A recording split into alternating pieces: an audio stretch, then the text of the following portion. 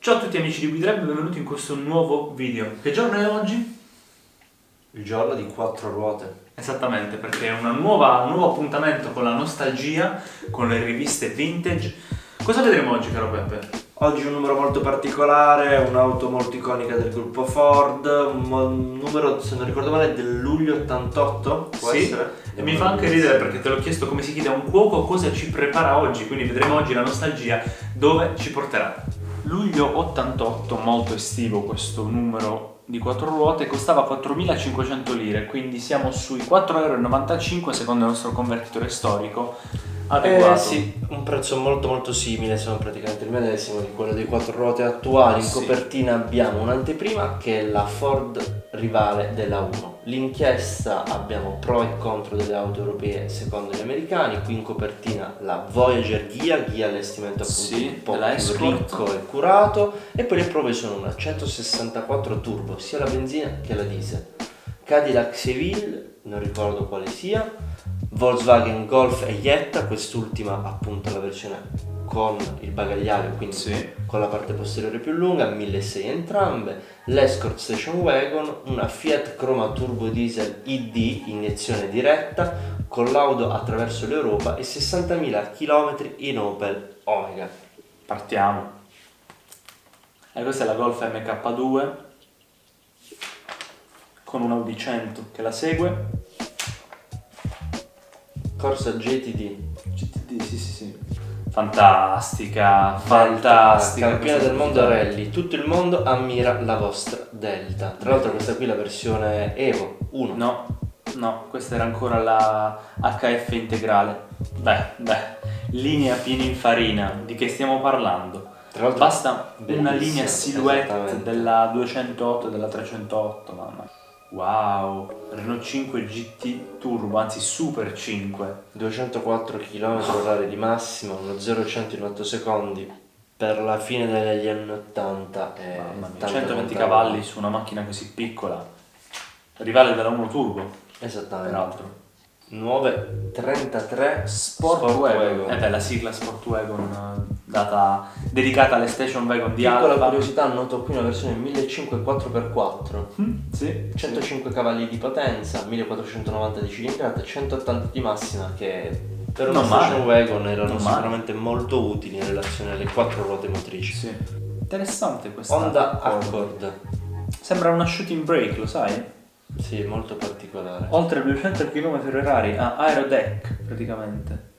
Questa è la Cadillac Seville. La Roma di cui parlavamo prima, targata a Roma 54056R. Invitiamo chiunque di voi utilizzi le applicazioni per trovare le auto e sapere maggiori informazioni a scoprire insieme, magari puoi lasciarcelo scritto nei commenti, che storia, se è ancora viva Allora, questa ammiraglia. non so se è ancora viva perché nei pregi troviamo un ottimo cambio automatico, vabbè, gli americani maestri dei cambi automatici, un abitacolo confortevole, dovevano stare larghi, una climatizzazione molto efficiente, tenute e stabilità sicure. Però ragazzi, difetti abbiamo prestazioni scarse, va bene, un bel barcone, comandi scomodi, estetica sconcertante, mi ha fatto morire, bellissimo. Tra l'altro cilindrata da 4,5 litri, 158 cavalli, l'opposto a quello che facciamo adesso. Esatto. Abbiamo motori con gli stessi cavallaggi e con un terzo, un quarto della loro cilindrata. è la Mercedes 190 leggendaria che era stata restylizzata dopo 6 anni di onorata carriera. E qui vediamo appunto il focus sui vari particolari che sono cambiati prima e post restyling. Sì. Fantastica. Ah, è qui. Sofisticata Frau Coupé, la nuova serie 8. Tra l'altro serie 8 era virgolettato, ma era effettivamente una serie 8 se vogliamo. Prime foto spia. Posteriore poi leggermente Sì, modificato.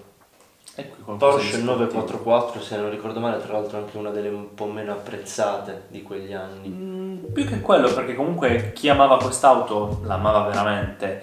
È chiaro che faceva storcere il naso la scelta di non produrre solamente una 911, ma spostarsi anche su altri lidi, diciamo così. È un'auto comunque molto interessante, tra l'altro. Questa andava ad essere, se vogliamo, figlia della 928, è una macchina di tutto rispetto secondo me. Qui abbiamo la Volvo 440, modello stranissimo tra l'altro, Mai perché visto. appunto nella versione berlina che... Esatto Carlo, nemmeno io ricordo di averne mai vista una. Questa qui invece, la più conosciuta 440, turbo meno, era molto più conosciuta, molto più diffusa. Mamma mia.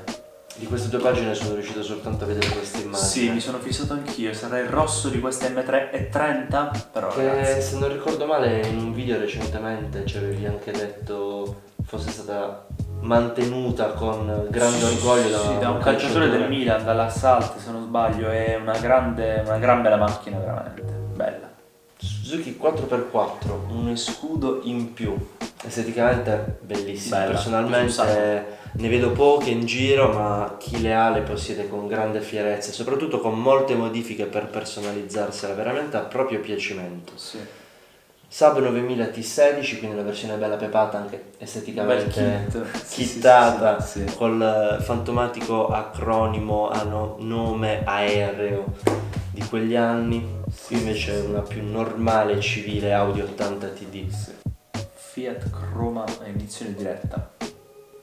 Pregi: consumo eccezionalmente contenuto, freni ottimi e comportamento sicuro. Come difetti abbiamo una rumorosità e vibrazione al minimo molto accentuata. Sì. Un classico problema soprattutto di quegli anni, di quei motori, i primi turbo diesel che vantavano questi difetti non molto piacevoli.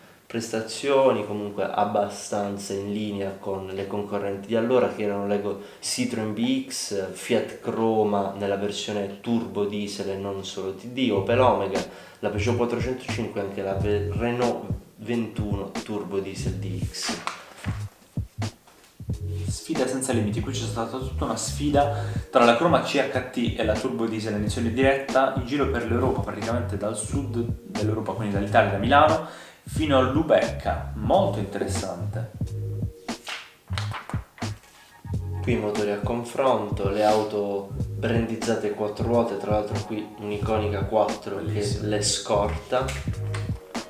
E qui un'altra finestra sul mercato europeo con le Volkswagen Golf e Jetta. Sicuramente la Golf ha riscosso infinitamente più successo della Certo. berlina, e anche secondo me ha ragione, perché ha un'estetica secondo me più compatta, un po' più Piacevole. sì, più piacevole. Qui c'è la sfida del bagagliaio, la prova delle palline da tennis. Il bagagliaio della Jetta conteneva 2650 palline Quello da della tennis. Golf invece sono 1552. Bellissimo modo di misurare la capacità di un bagagliaio. È interessante questa sfida. Sì, molto molto ricca, molto bella. Abbiamo appunto lo stesso veicolo, un Alfa 164 nelle sue due declinazioni più potenti, la versione benzina e la versione TD. Particolarità di questo caso, che è molto strano rispetto al mercato attuale, è quello di ritrovare il modello benzina costare molto molto di più rispetto alla versione diesel, quando solitamente adesso invece è il contrario. Non a 6 caso milioni di lire in più. 37 milioni l'una, 31 milioni l'altra.